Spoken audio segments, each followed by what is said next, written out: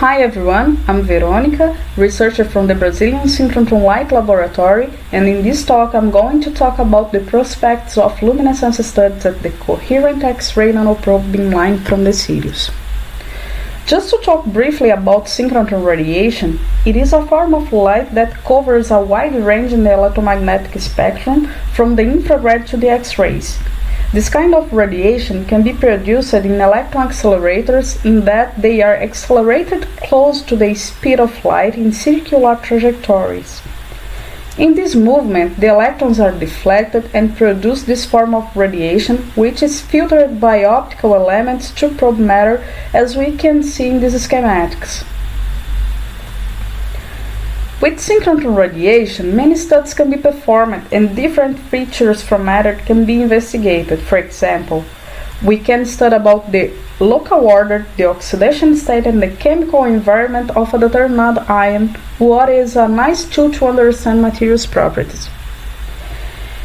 We can use synchrotron techniques to investigate the elemental composition of natural materials and understand its evolution, studying cultural heritage and drawing strategies to restore and preserve them. And using this form of radiation, it is also possible probing the crystalline structure, strain, texture, and for example, knowing about the conformation of proteins that is an important point in the development of new drugs and vaccines.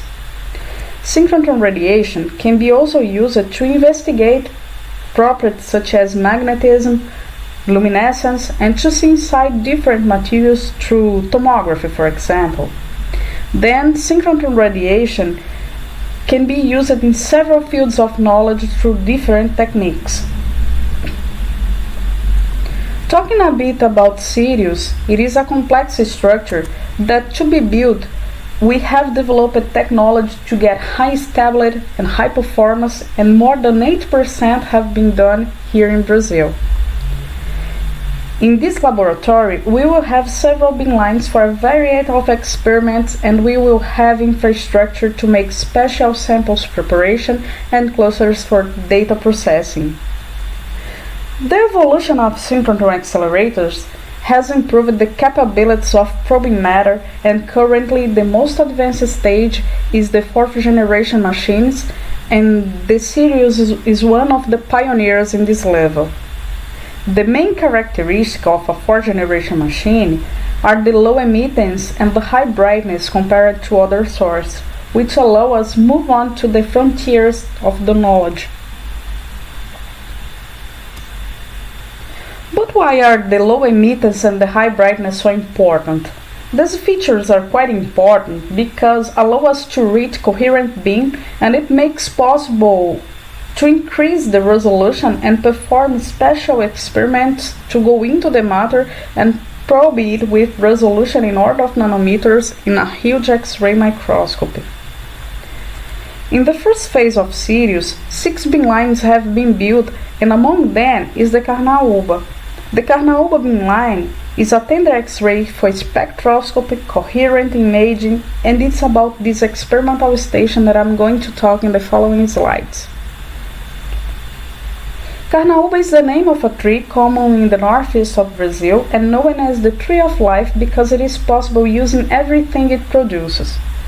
It is also the acronym for Coherent X-ray nanoprobe beamline, that is a multipurpose station in which we will perform several experiments considering both the absorbed and the scattered light. And just a curiosity, in the SIRIUS, all the beamlines receive names that come from the Brazilian biodiversity.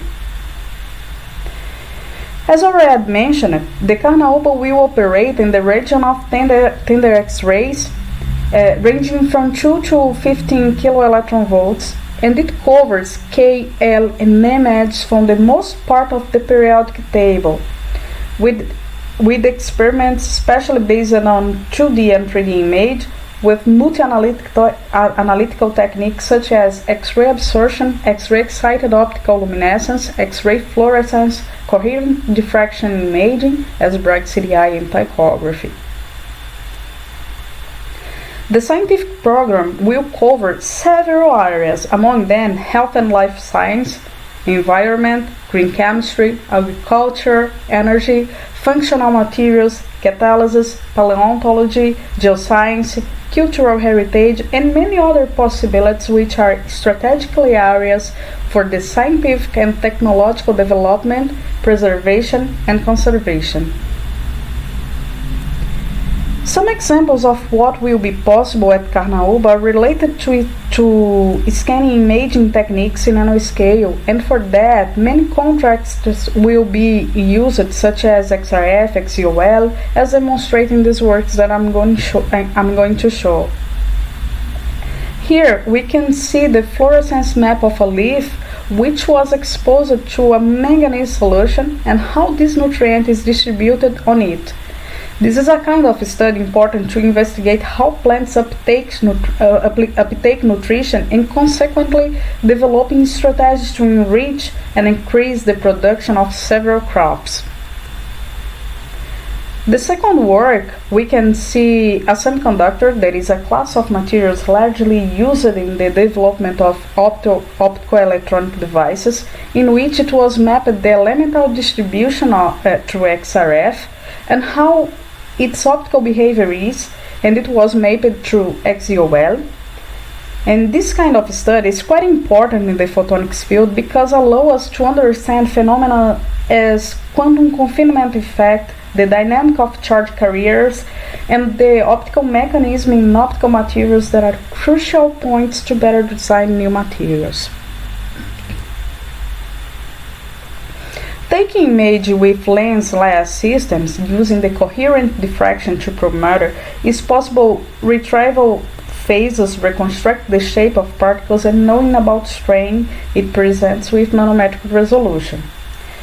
In this example, we can see in operando conditions nanoparticles of gold and titanium submitted to different atmospheres and temperature to observe the catalytic oxidation. That is a crucial point to understand the chemical process and consequently to better design more efficient catalysts. Here we have another example of a study using coherent diffraction imaging through X-ray ptychography computed tomography, in which the contrast is based on the sample electron density. In this study, a fossil of 1.88 gigayears old was investigated in order to identify carbonaceous compositions and minerals associated with their preservation.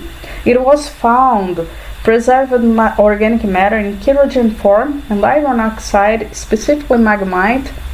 And this kind of study is quite important to understand the early life, its evolution, and auxiliary in the search for extraterrestrial life. So, how is the Carnaúba structure and how does several kinds of experiments will be performed there? Firstly, let's talk about the beamline design. The Carnaúba is the longest beamline in SIRIUS, approximately 150 meters long, and this characteristic allows the demagnification of the beam from the source to reach beam size in order of dozens of nanometers. So, with this concept, we have a nanoprobe facility to explore different aspects of matter. The optics of Carnaúba is based on a 4cm monochromator and NKB mirrors for focalization, and it has two end stations. The first one is a TARUMÅ, that is a submicrometric resolution station, and the second one is the SAPOTI, which is a nanometric resolution station. We will be able to perform several studies based on imaging technique using different contrasts and different detectors as listed here.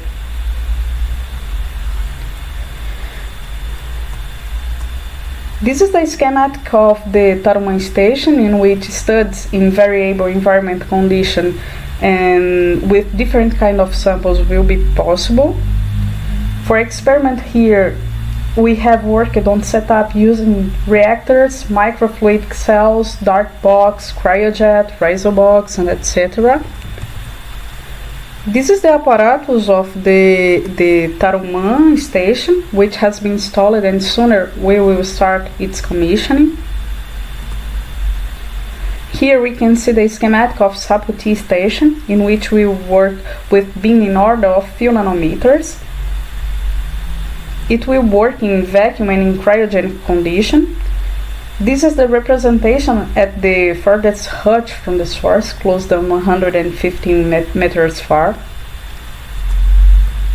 In this slide we can see the SAPOTI station that is on construction.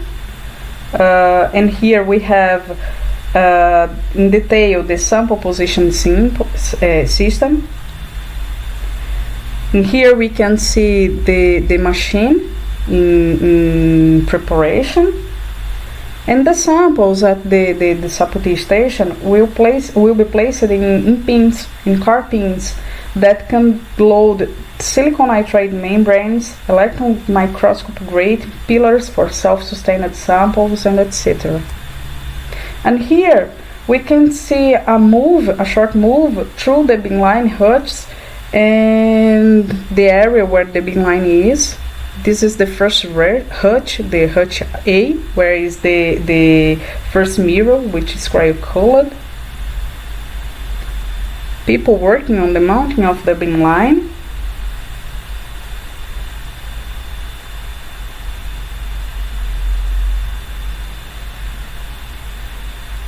And here we can see the hutch B, where is the secondary slate aperture and in some beam monitors.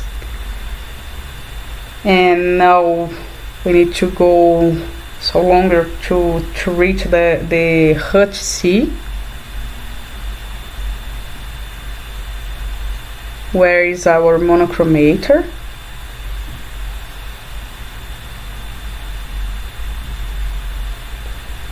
And the next hutches, the hutches D and D,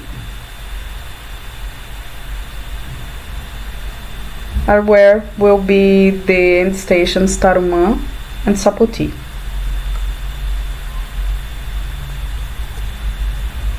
The Carnaúba has been mounted and its technical commission process was initiated in October 27th, and here we can see the first images from the beam in the optics hutch at the visible diagnostic monitor. Changing a bit the subject, now I'm going to talk about one of the techniques available at the Carnaúba, that is X-ray excited optical luminescence, XEOL. It is a photon in, photon out technique, in that when a material is excited with X-rays, we can observe optical emissions ranging from the UV to the NIR. So, it is a technique related with the absorption of X-rays that can be performed in both time and energy domains. It is site selective and a very powerful tool to probe optical channels in heterogeneous materials and to understand the luminescence process in scintillators. Here I brought some examples of studies based on XEOL technique and its potential to probe optical materials. The first one is about semiconductors, precisely nanowires in X-ray form, in which effects of quantum confinement could be probed via XEOL in both energy and time domains. This kind of feature is quite important to comprehend the complex functionalities of this class of materials that are the key for the development of optical, electronic, and spintronic devices. The second example is associated to the concept of using scintillators nanoparticles for theranostics, that is, therapy and diagnostics procedures. This kind of material can be functionalized and directed to target organs, and due to the penetration of X-rays, short pulses can activate the scintillators and induce local treatment through drug delivery, or kill cells in deep tumors through singlet oxygen formation, that is a reactive space of oxygen. And then, understanding the optical process in such materials and how is their behavior in biological tissues, such as energy deposition, the putative mechanism how the cells are killed by this kind of procedure, is crucial to better design new and adequate photonic source to this purpose. And in our Beamline, we will have the possibility of exploring organelles with subcellular resolution, and consequently we will be able to explore how this kind of nanoparticles interact with these tissues. The third example is associated to photophysics and the design of light-emit diodes for the near ultraviolet range. Here we can see a working that clusters of silver were confined in lithium-rich zeolites, and the structural modifications were followed through several analytical techniques such as X-ray diffraction, X-ray absorption, and X-ray excited optical luminescence, as we will be able to make at Carnaúba with higher resolution and flux. But what do you have in terms of instrumentation for optical measurements? The XEOL experimental setup is quite simple and composed of a luminescence head, a kind of XEOL microscopy, coupled to optical fibers and spectrometers of multiplier connected to a computer. At the Carnaúba, we'll have the possibility of using XEOL combined with several other techniques for multi-analytical approach. At the TARUMÂ, we can see in this schematic the head of XEOL here, and to avoid the external light contamination, the detectors will look inside a dark chamber, as we can see in this picture. At the SAPOTI, as we have a vacuum chamber, a cryostat, the head of XEOL will be positioned as shown in this illustration. And in both end stations, we will cover an optical range from 300 to 1700 nanometers. So, the possibilities of experiments at Carnaúba are based on 3D mode. Is not a 3D image, is a 3D mode in which we combine excitation, emission intensity around one edge, hyperspectral combined X-ray absorption, and surface mapping with image and hyperspectral combined with XRF and XRD, and of course studies based on time domain. With these modes, XEOL will be important for studies based on the chemical speciation through optical emission, elementary distribution through the identification of optical channels and heterogeneous materials, and the correlation between the optical properties and structure. Here I brought some examples of XRF and XEOL surface mapping that we got at the XRF Beamline performed at the old machine, the UVX, the first Synchrotron we had. That is a second generation machine and now is decommissioned. And with a resolution of 13 micrometers, we mapped the surface of a scintillator film based on E3 doped with terbium nanoparticles distributed in a polymeric host, and we could correlate both XRF and XEOL signals. We could find linearity in the combination of terbium L3 fluorescence line and terbium 3+ optical emission. This result, as a proof of concept, showed that we can combine both techniques to investigate the composition and the speciation of optical active materials. In this second example, we have investigated a fossil, a stromatolite, 1 million year old from Brazil, that present metabolic stratification of iron components. With microzanes, we found a mix of iron 2+ and iron 3+. This makes sense due to the presence of biofilms deposited by bacteria that is associated to the iron 2+, and due to the presence of hydrothermal fluids which are associated to the iron 3+. With XEOL, we could find the optical emission associated with iron 3+ and we could determine the iron 3 plus comes from the hydrothermal fluids that is in accordance with other geochemical evidences around this stromatolite. So we could, using the optical technique, to complement, to investigate the evolution of this stromatolite 1 million years old. And then, to summarize, we can say that Carnaúba will provide the state-of-art in 2D and 3D imaging using several contrasts and with nanometric resolution. We will have the possibility of making experiments in variable environmental conditions at the TARUMÂ station and cryogenic at SAPOTI, in which we will reach the highest resolution in order of dozens of nanometers.